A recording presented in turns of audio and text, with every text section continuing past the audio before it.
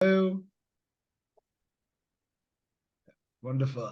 Good morning and welcome to Show Business right here on Spice FM. And the reason why I had to pause there a little bit because we have some more exciting news for you all. We're going to have a TV series as well called Business ABC with myself. So I've been recording that this week. Looking forward to that launching on South Asia Global TV, and so not only I appreciate for our listeners, they only get to hear my voice, and it'd be really interesting to speak to somebody who doesn't know what I look like but has only ever heard my voice.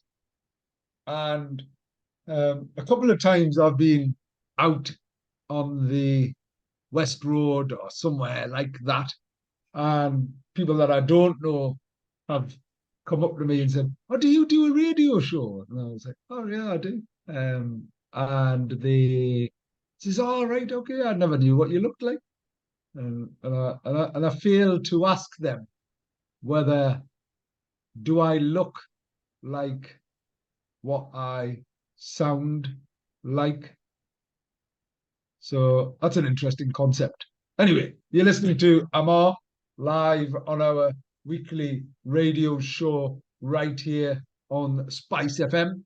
And each week we bring you some news, some views, and some clues from the business world. And Asian Business Connections aims to connect, support, and promote the Asian and wider communities. So, whether you have an existing business, looking to start a business, or just want to talk business, we can help. We can help. Anyway, it is Friday, the 8th of December. It was dark, dank, and damp last night when we hosted our wonderful celebration of the ABC award winners, and down at Bruin Dolphin, kindly entertaining, letting us use their premises, and we seen a number of people come together who were celebrating, and we celebrated them, and they celebrated each other, which was a wonderful thing for us all to do. Um, okay, so what have we got planned for you today? Um, clearly Jalf is having a laugh because he's not here. But I'm hoping that he'll be joining shortly, so I'm not simply talking to or at myself. And I'm also desperately looking for my script, which the wonderful, magical Martha always pulls together for me, for us, as what Martha does. So let me push some buttons and let's get this show on the road. So gonna click on summary, gonna click on, there's some really interesting, clever facilities and functions in some of our digital tools. So if you use Zoom, there's actually a summary button which summarizes the conversation and captures it. And there's an AI companion as well, where you can leverage the power of artificial intelligence. So the world is going to be taken over. I'd argue that there's probably already has. I don't know how much real intelligence exists.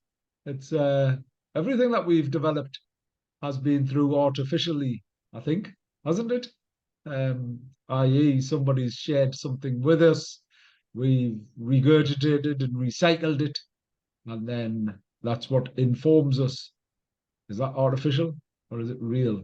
I simply do not know. But anyway, let's push a button and let's see what's going on. So this morning, yeah, it is this morning still. We have show business with Ammar and Jalf, and here we are on Spice FM. I feel as if I should start playing some Christmas songs as well. Um, so, what are the headlines? Well, the headlines 15 big ideas that will shape 2024. So, here's some top tips for you all.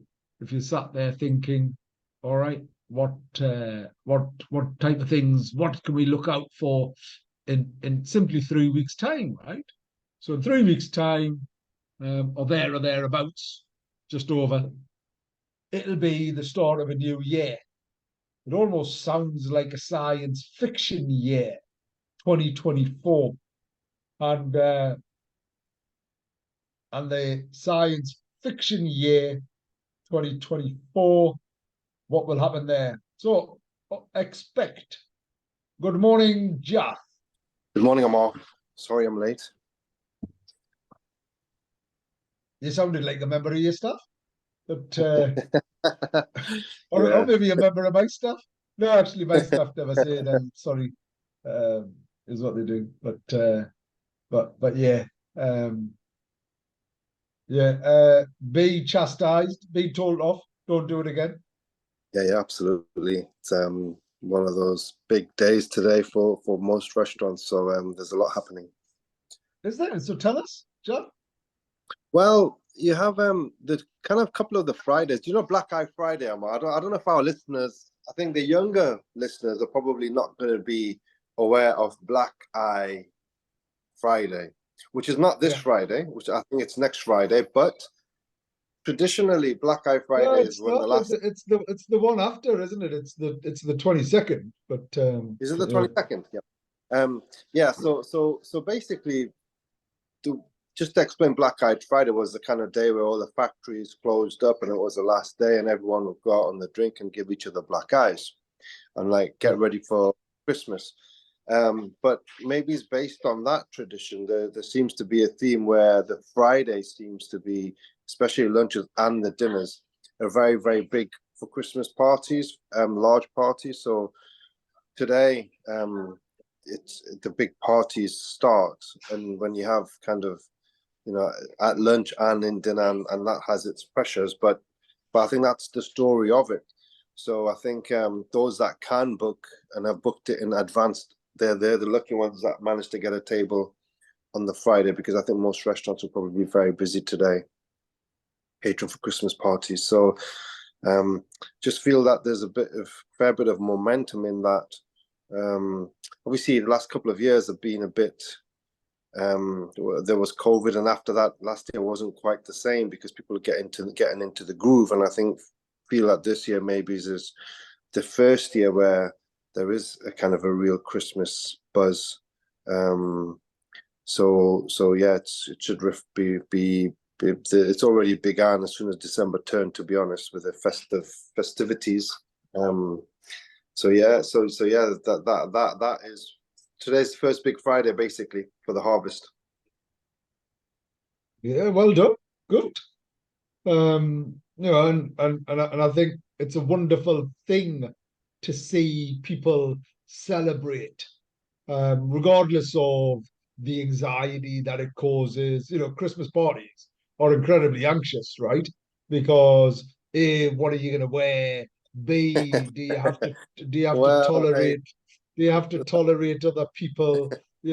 C, are you really socializing? Do you really want to socialize? And I don't know. Maybe I'm just looking at this through a slightly different lens, but in essence, um, I think you're looking at it through your own perspective. What you're gonna dress, what you're gonna yeah, wear, what you say, what people are gonna think. But most of the rest of us, we don't really care. We'll just go out and join a group of friends and have a bite to eat and have a little bit of a laugh. Well, obviously, in Right. your world, it's slightly different to the rest of us. Yeah, yeah, obviously. And am I going to wear an LBD? Am I going to, which little black dress am I going to wear? Will it come in time? Am I going to get my hair done? Oh, it's raining. My hair's going to get frizzy. There's all of these. And joking aside, this is what keeps people at work at night, right? It's genuinely, without a doubt, it's there's a suggestion that you go out and you have a great time and everyone's like woo and whatever else. But I'm talking about work related events. I'm not talking about friends. I'm not talking about because I have no friends. I just go out by myself and everything's great and it doesn't bother me what I look like. But yeah, I think it's look, I love to see that buzz, and I think it's a wonderful time of the year. I'm a bit bar humbug when it comes to Christmas, but I love the idea of people coming together and socializing and spending some time, and it's an excuse to do that.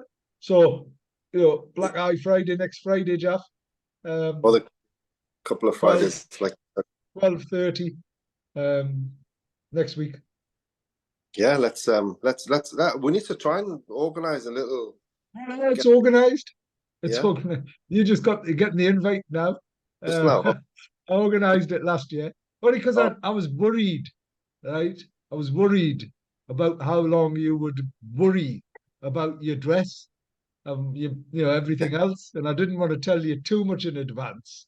yeah, yeah. Otherwise, Well, that gives a enough week, time.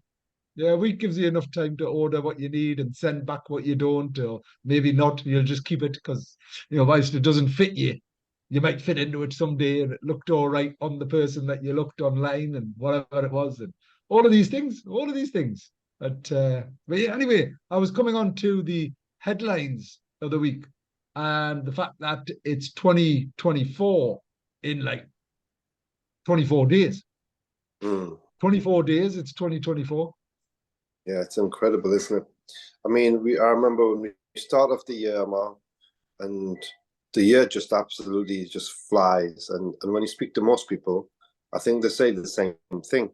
So I'm wondering, really, I'm sure someone must have done some research into why that is, why we feel that the days are getting faster. You're getting older. Well, is that what happens? The days get Yeah. faster as you get older. Oh, without a doubt. Without a doubt. I mean, yeah, if you think about it, when you get like really, really old, what do you think? Yeah, it's very somber in thought and something that lots of people will not admit. Yeah, but when it's coming to the end of time, end of your time, what do Mm. you wish for? What does everyone wish for? More time? Mm-hmm. As in, oh, I wish I had the time to do this, or I wish I had the time to do that, and I just need more time, and because as you're getting older, time is, and that's one of the anyway, that's just my view. The other one is we're doing a lot more, Mm. and there is constant distraction. There's very little peace or time for peace in our days. Mm-hmm. Right? So from the minute you wake up, your head's like that, right? As in it's oh, I need to do this, I need to do that, I need to do this. Oh, and actually I'm stood somewhere where I'm having to wait and I'm like so angry because I'm having to wait and no one likes to wait and everyone's impatient now. And so what do you do? Rather than standing there or sitting, observing, having a look around, having a conversation with people that you don't know who are stood waiting in a queue with you, what do you think everybody does? They just sit and stand and look at their phone. There's very little or limited social. So now there's never a chance to actually not do anything. There's never a chance to not do anything because of digital devices and everything else. I'll tell you what's a really interesting point, though. A really interesting point on the digital devices. For years, I have been seeing um, that digital devices must be impacting young people and more broadly all of us, causing anxiety, mental health issues, and such like.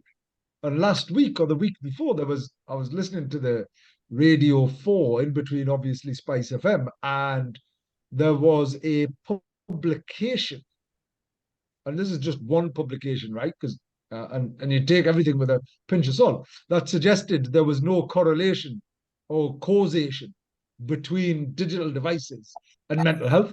And I'd argue otherwise.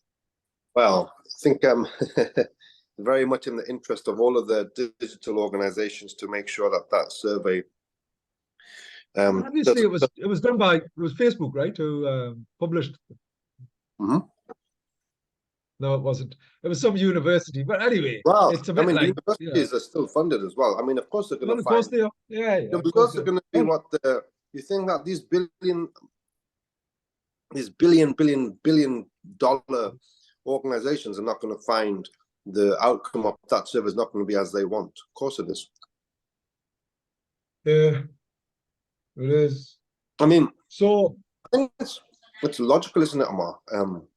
The definitely the phones have changed the way that we live our lives, because the sheer amount of time that we seem to go back to the phone for A, B, C, and D, but everything is so dependent on it these days as well.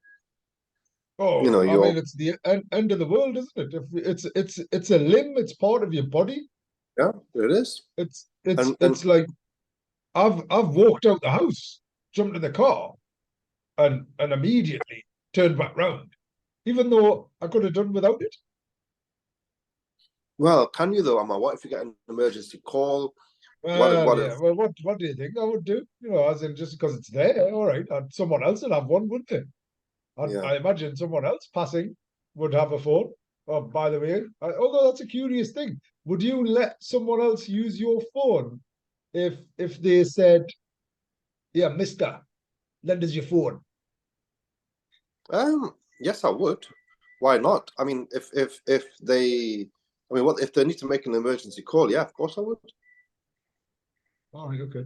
Yeah, I don't know if I would give it to someone who said, "Yeah, Mister, give us your phone," because I'd probably be getting mugged. But anyway, yeah, phone time. It's an interesting concept.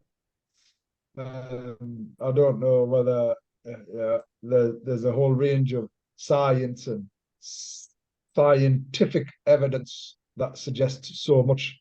So anyway, coming on to 2024, Jaff, in the headlines this week, 15 big ideas that will shape 2024, right? So expect an unretirement wave in 2024. Unretirement, So Ammar. do you understand what that means? Well, you're Yeah. retired and you come back to work. Yeah. Because people can't afford to be retired anymore. Mm. The pensions and everything else and the cost of living. It's a bit sad, isn't it? You work all of your life, the concept of pensions, and it's so sad. you get to what? Is it 60, 65 now or 67? I mean, it used to be 50. I think I mean, yeah, you and know, when I'd like to think that it is without a doubt yeah, something that you've contributed to. You've paid your national insurance all your life, you've put into pensions and whatever else, and because of the various taxes and squeezes and everything else, you can no longer enjoy yeah, that. I think it's a terrible position. Yeah. Anyway, so expect an retirement wave in 2024. Two, as the population ages, personalized healthcare will ease the pressures. So, people are just simply going to start buying privately, aren't they, as well? Because if you can't get in, I'll tell you what was an interesting, I don't know. There's always two sides to every story, and they must have analysed this, but someone I was speaking to yesterday, their wife had fallen, broken their ankle, and had gone in, and they were going to simply wrap it up in a boot type of thing until the 29th of December, when they were then going to be sent to a clinic um, to then have it Operate. fixed or resolved. Jesus, man, that's just horrendous, isn't it? I So I mean, just thought, I thought, is that even like, imagine, because your bone would then set differently. Anyway, there's possibly two sides. I don't know why that person would suggest something like that unless it was accurate. So they jumped on a plane. So they jumped on a plane and went and got and fixed somewhere else. where did they go, Ammar? Which country? Pakistan. Hmm? Pakistan. Kyrgyzstan. No, Pakistan. Oh, No, Pakistan. Pakistan. Okay. I mean, it's yeah. I mean, I have heard stories of one or two other people that I know that just couldn't get the service with the NHS, and they did go to an alternative country, which is just so sad, isn't it? I don't know Well, how. it's not. Yeah, I mean, obviously, I feel sorry for our NHS without a doubt, but it's just, and I don't think the answer is simply throwing more money at it, right? I think that there needs to be bigger and more investment in GP practices. That's the point of care. 80% of people who enter the NHS do so through GP practices. I think there isn't enough social care.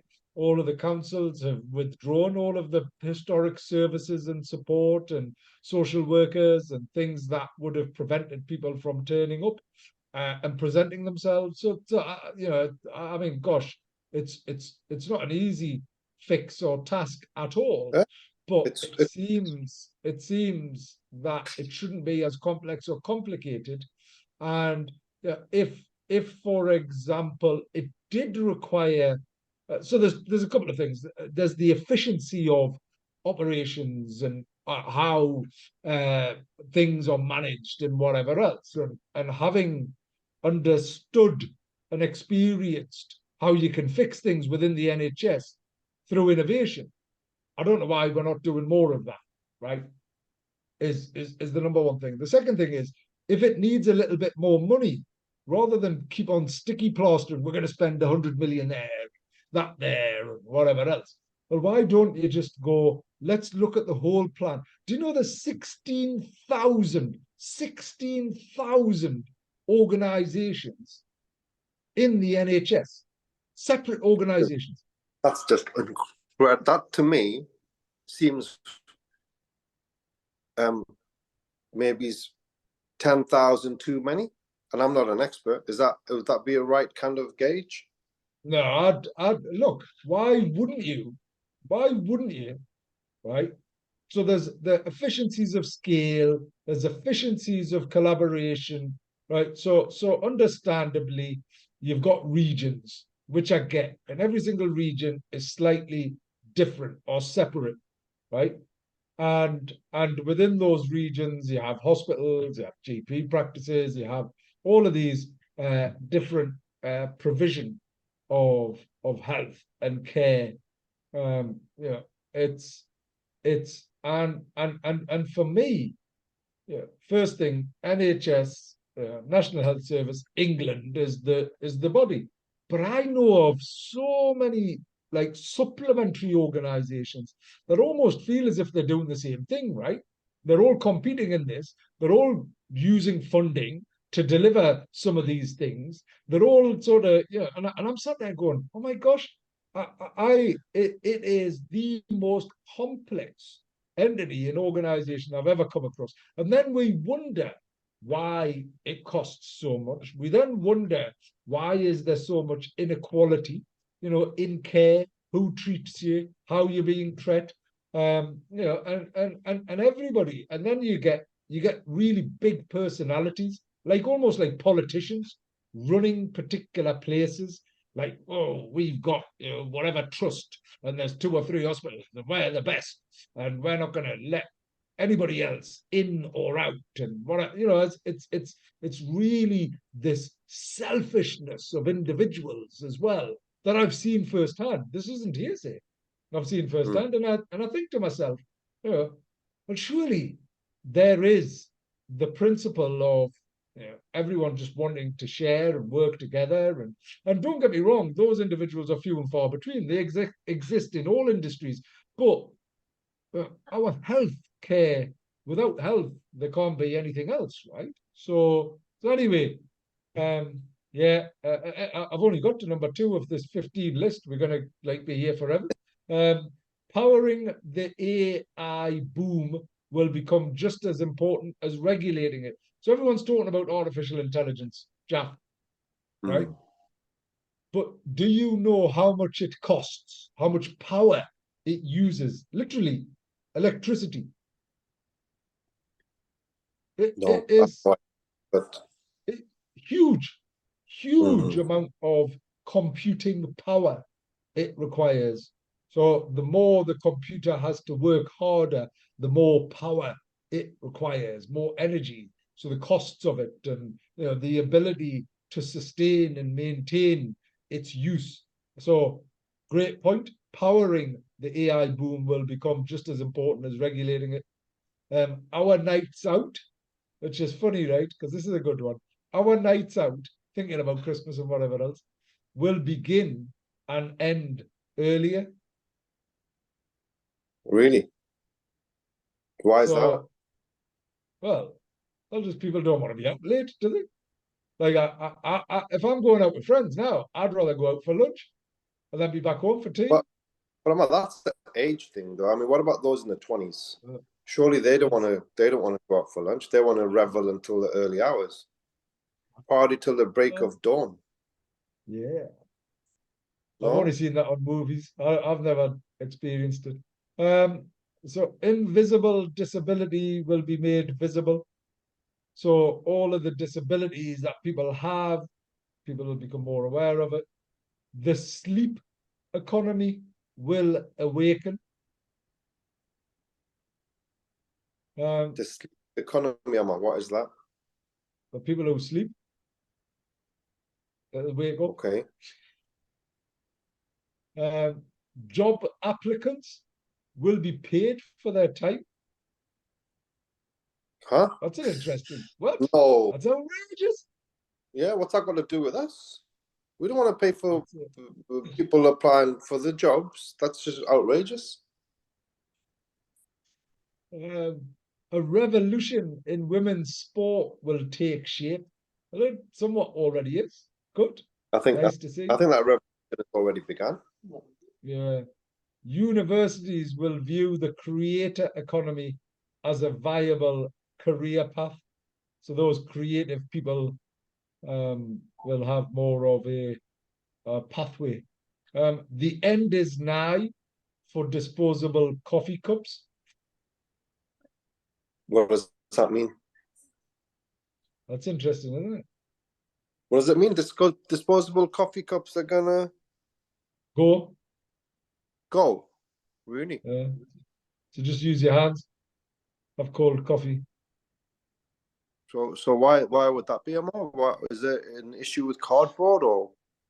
Yeah, well, it's all disposable coffee cups. You Oh, can't make, whilst they suggest they are um, recyclable and things like that.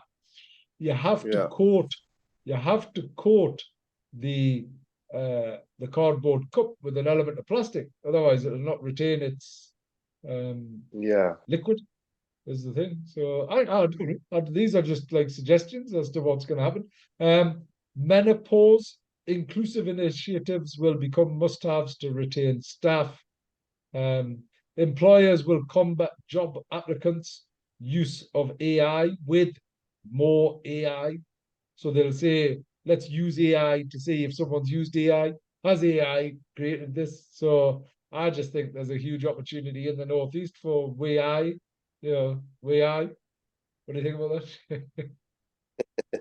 that? um, Air travellers get ready for a bumpy ride. Don't know what that means. Gen Z and their employers will face off in a great negotiation. Interesting. Fertility gimmicks will fade and nations will get real about population decline. Other things in the as part of the headlines is a slap in the face, Jeff, a slap in the face. What do you think about the new visa rules? I think, I think, I think it's shocking. I think it's absolutely shocking. I mean, my views on immigration is that anyone that comes into the country, they have to add value to the UK, 100%.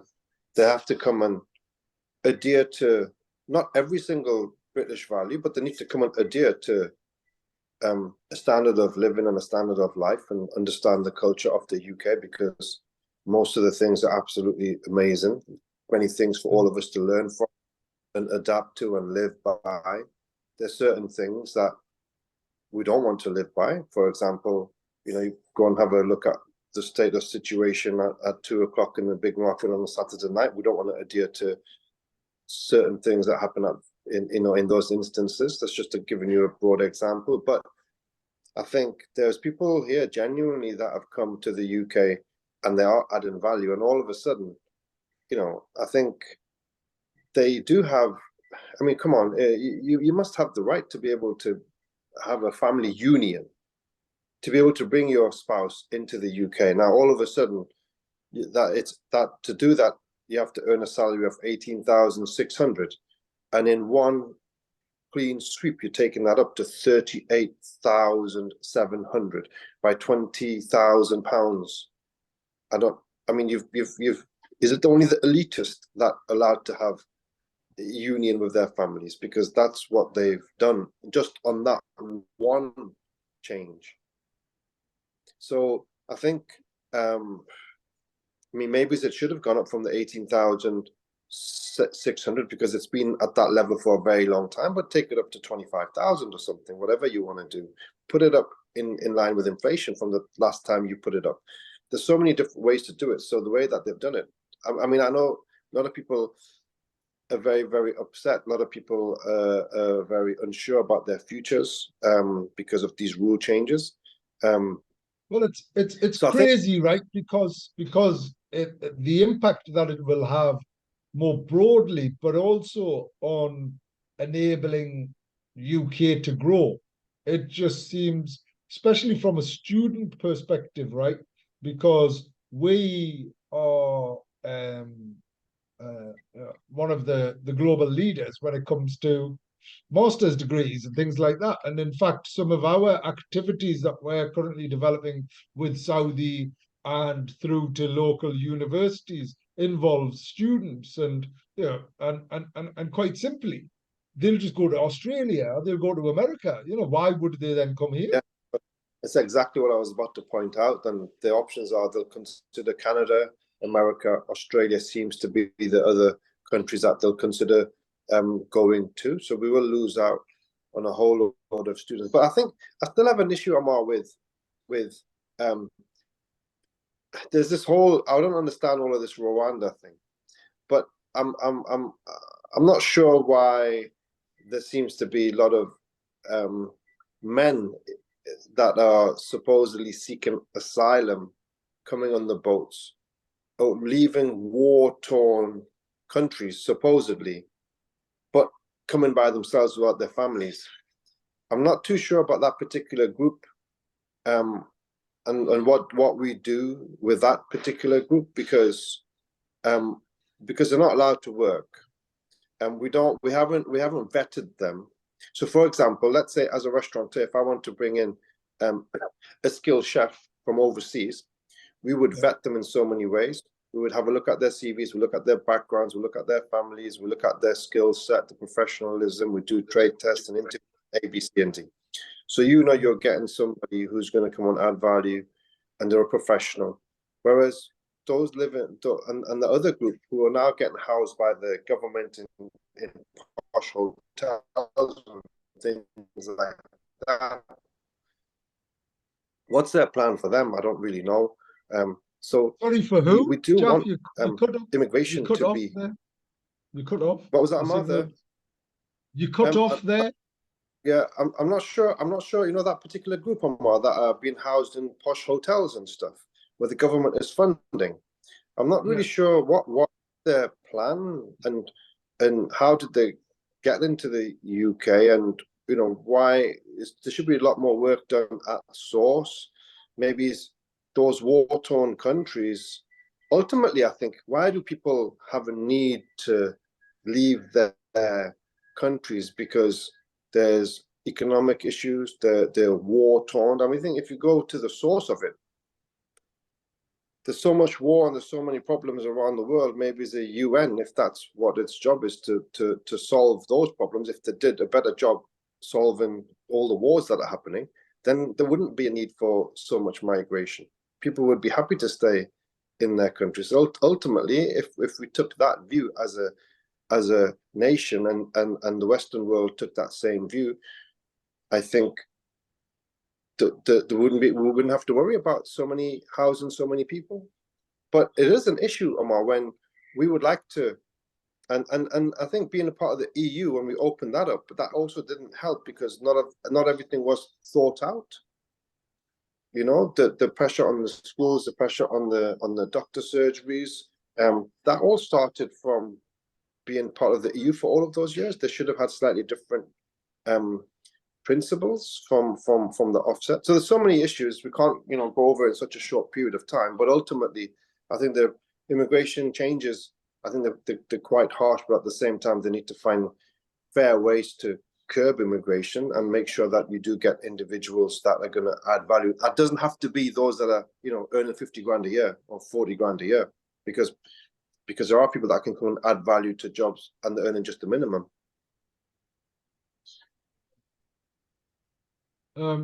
Yeah, I think there's a significantly broader issue and challenge with all of this, Jeff. I don't think it's simply um, uh, having opened up the borders generally, whether that was from Europe or us taking in um, migrants and everybody on boats and things like that.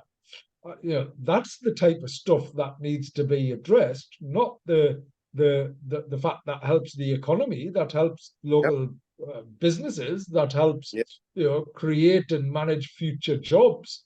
Yep. The impact that this has on everybody is huge, and it is such a shame, that the it almost feels like a knee-jerk reaction to, oh, we need to reduce the numbers.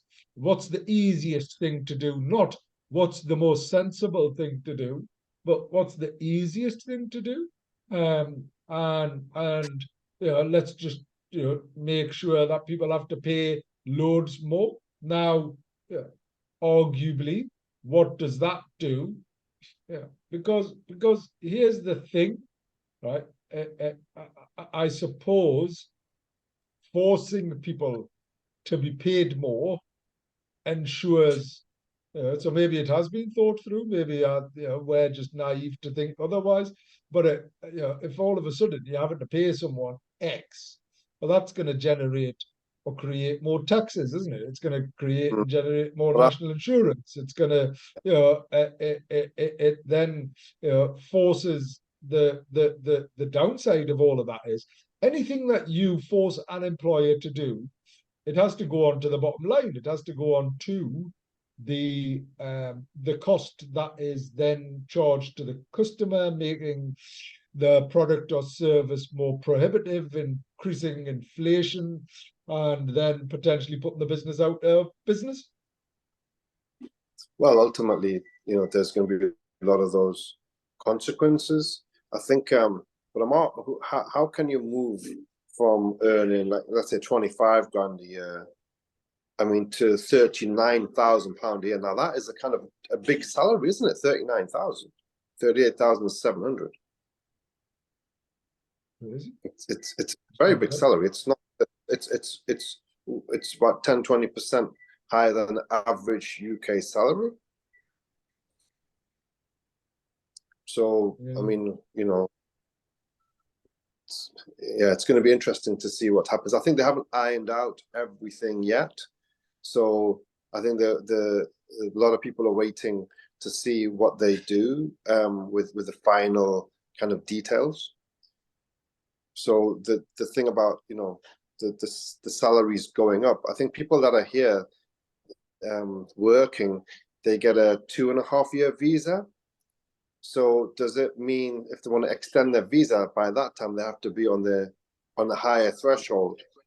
And if they're not, what does that mean? They have to leave the UK and go back because they're on a lower threshold at the moment.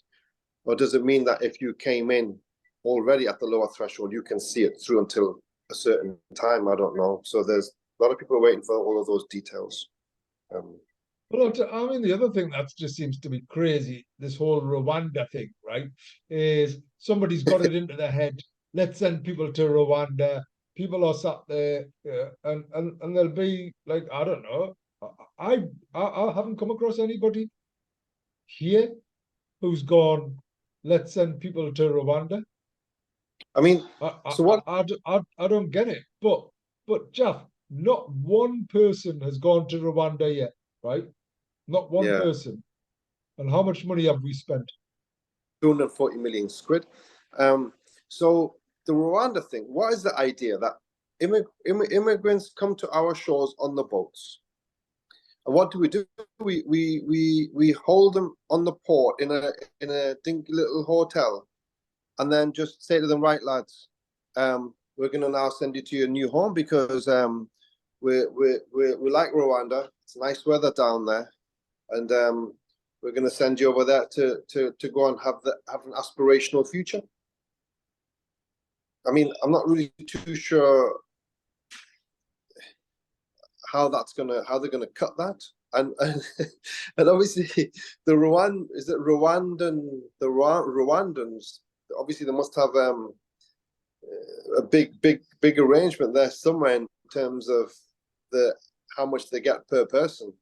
So Well, it doesn't quite, I don't think. if you get 240 million pound for nothing, imagine how Yeah. much you're going to get for something. Yeah, it doesn't. I mean, Yeah, I don't know who's. and that doesn't take into account how much effort has been spent, right? Debating this, the legal costs, the all of the burden on us more generally and more critically. You could have built and funded, you know, 10 hotels and funded them for 20 years. Yeah. In fact, you could have given each of those, however many people, you could have just gone, look, we're going to give you £20,000, go back to your own country. Yeah. There's so many options and But ways of doing. but obviously, I mean, on the flip side of this, right, Jeff, and here's the thing, because it's really important to have a balanced, unbiased approach to the debate. So, you know, if I've travelled from the Middle East or the Far East or whatever it is, you know, put myself at risk, put all of the pennies that I've got to get to the UK, where the streets are paved of gold or whatever it is, and I see all of these people dying, and I see families dying. Yet, despite that, I still risk both my lives and my family's lives. You've got to think they're going through some trauma, Yeah, yeah, of course. right? So you have to appreciate and respect that, and equally, you, it's a broader, more complex conversation, I think. And there's probably more things. I mean, look at the 2 million people in Palestine. As in, it's shocking. And why the humanity nature of everything everywhere seems to be forgotten or ill considered and whatever that is. Anyway, it's crazy. Let's talk about um, something else equally sad, more generally. Well, actually, it's like there's actually some great stuff going on. We had the Curry Club last night, and we celebrated the award winners. Nick Kemp, the leader of the council, came and done a fantastic speech on inclusion. And in fact, we have a conference that we're hosting, the Inclusion by Default conference, on the 25th of January. Book now for January 2024, and it's the 25th of January is what it says. And we're trying to help make the Northeast become the most inclusive region in the UK by 2025. So what does that mean?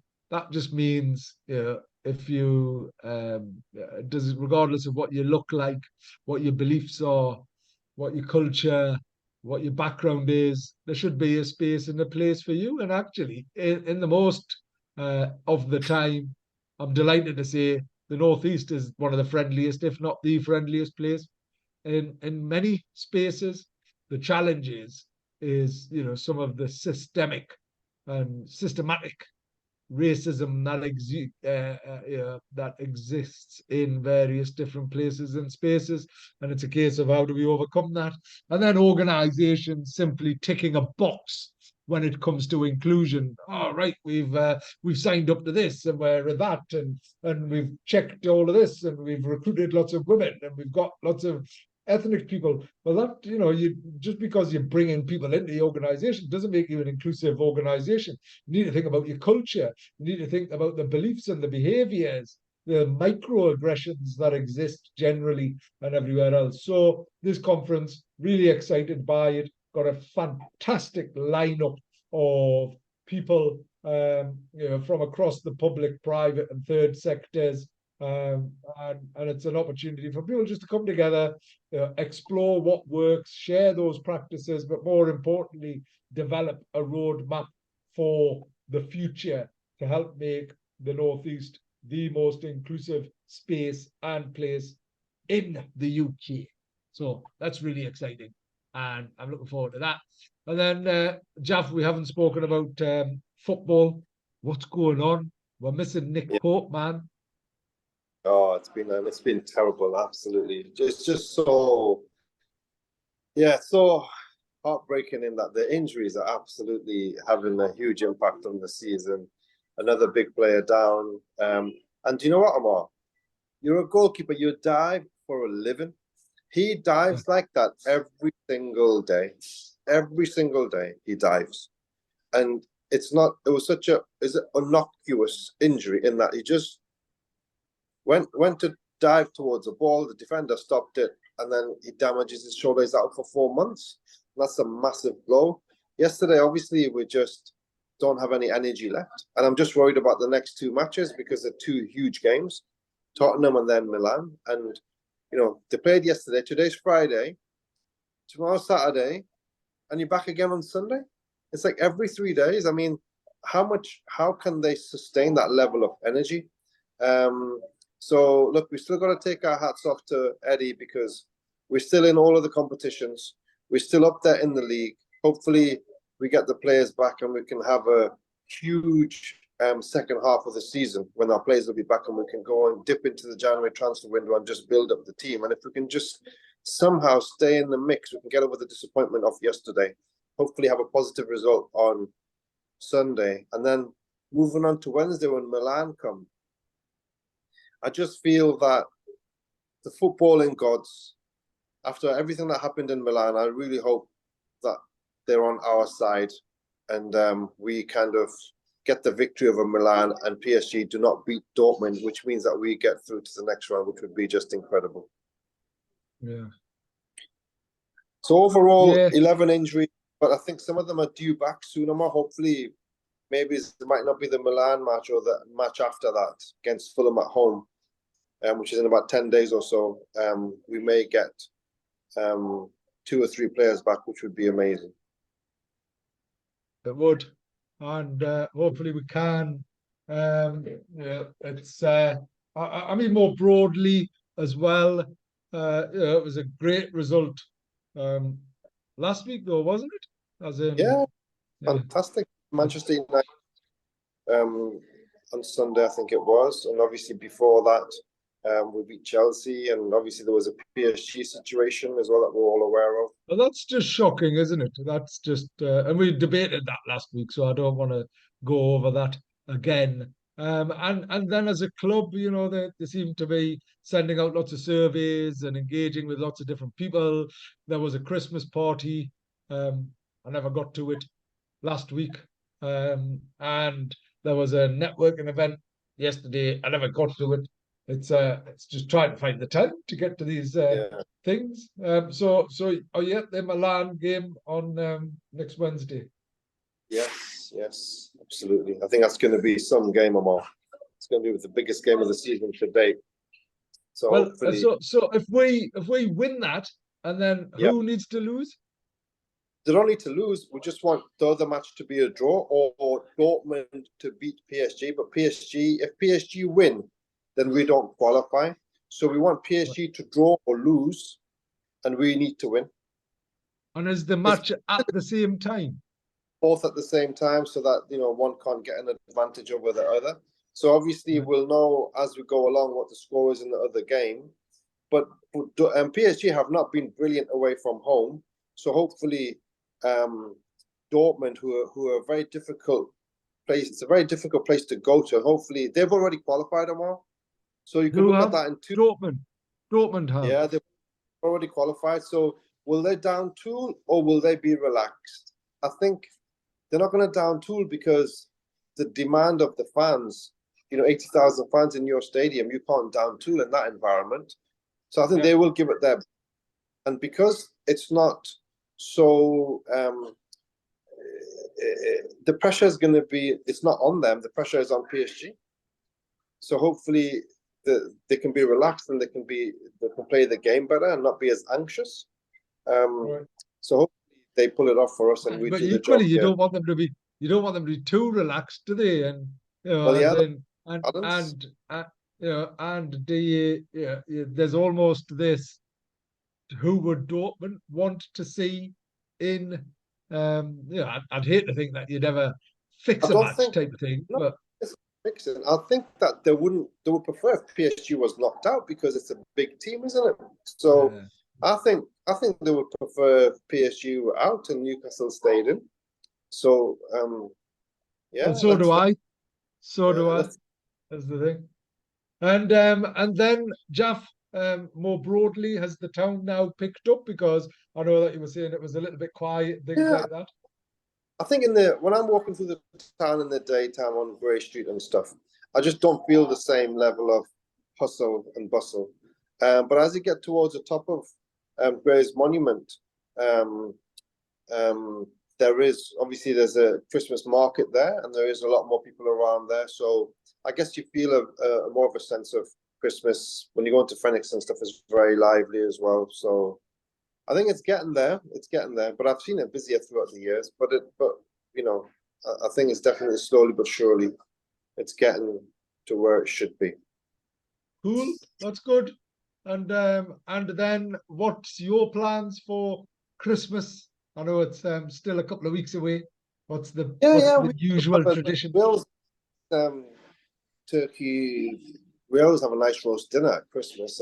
Family come over, and we kind of get involved in the festivities and enjoy a nice day.